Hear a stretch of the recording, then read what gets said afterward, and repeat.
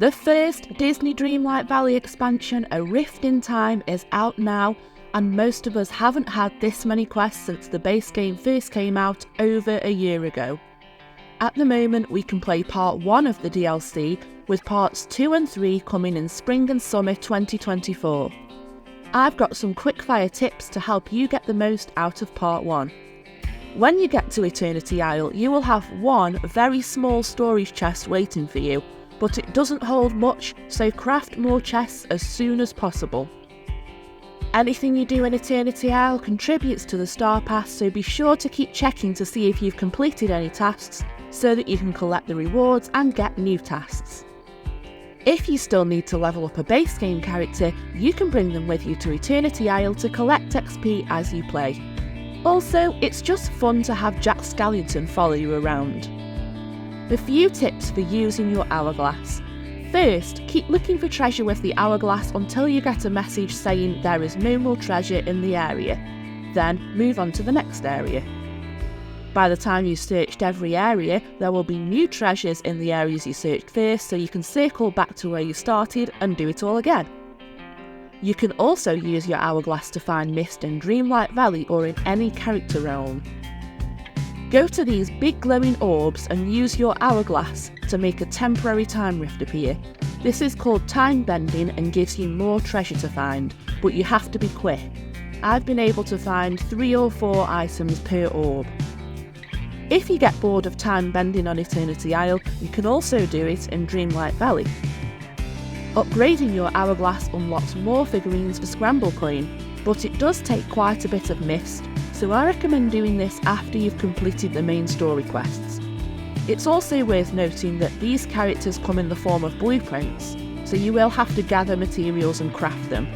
I'll talk more about Scramble Coin later.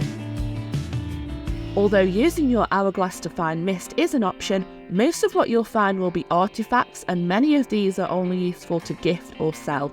It's actually much quicker to gather mist by completing mist duties in the same way you would do Dreamlight duties in the base game. You can find crafting components with your hourglass, which you can use to craft new furniture at the time bending table. However, bear in mind that you might need these components for more important items later.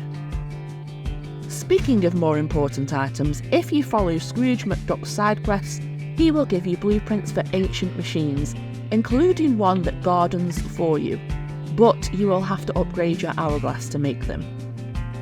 Just a super quick break to ask, if you're enjoying this video, please like and maybe even subscribe.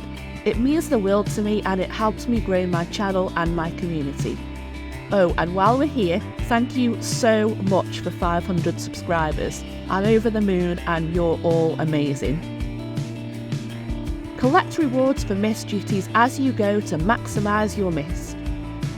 You might be tempted to immediately spend your mist on unlocking the wells for fast travel, but I recommend you actually save your mist, as you will need a lot of it to unlock every area, and the world isn't actually that big, so it doesn't take too much time to travel the old-fashioned way.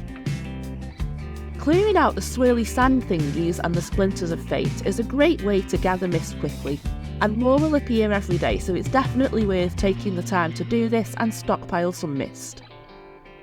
At the bottom of the Dreamlight tab, there is a category called Eternity Isle where you can easily earn mist just by playing the game.